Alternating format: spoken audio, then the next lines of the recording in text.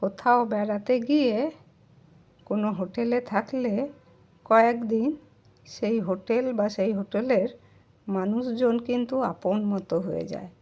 আর যখন সেখান থেকে চলে আসি মনটা কিন্তু একটু খারাপই হয়ে যায়, তাই না? তো আমরা দীঘাতে বেড়াতে গিয়ে এটা যেদিন বাড়ি ফিরছিলাম সেদিনের ভিডিওটি করে রাখা ছিল, কিন্তু এডিট করা হয়নি বলে এতদিন পোস্ট করতে পারিনি। তো আজকে গ্যালারিতে দেখতে পেলাম এবং সেটা এডিট করে তোমাদের সামনে নিয়ে এলাম।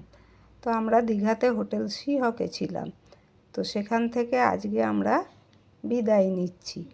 তো সব ফর্মালিটিস পুরি করে এবার আমরা এখান থেকে চলে যাব। তো হোটেলটি খুবই ভালো ছিল, আমাদের খুবই ভালো লেগেছে। খুব পরিষ্কার পরিচ্ছন্ন ঝকঝকে চকচকে হোটেল, আর ব্যবহার খুব ভালো। আমার ছেলে সবাইকে গুড বাই জানিয়ে যাচ্ছে। তো চলে এলাম আমরা হোটেলের বাইরে।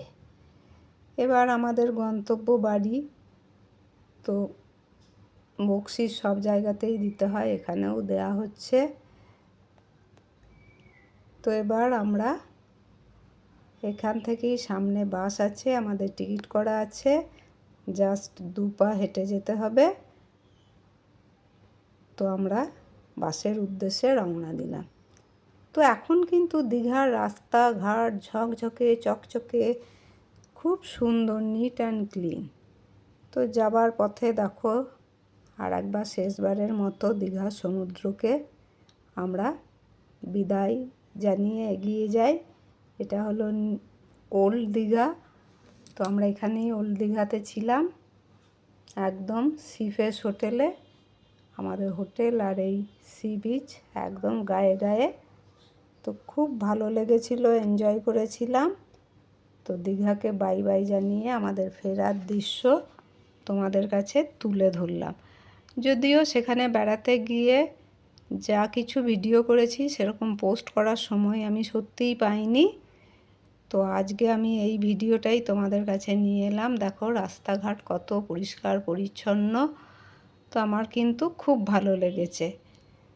তো এই দেখো ঝাউ গাছ, আর এখানেই সামনেই আমাদের কিন্তু বাস। তো এইখানে আমরা বাসে চাপবো। তো দেখো বাসে চেপেও পড়লাম। তো এবার আমরা বাড়ির উদ্দেশ্যে রওনা দেবো। তো আমার এই ছোট্ট ভিডিওটি তোমাদের কেমন লাগলো অবশ্যই জানিও। এটা আমাদের দীঘা ভ্রমণের শেষ, একদম যেদিন ফিরছি সেদিনের ভিডিও।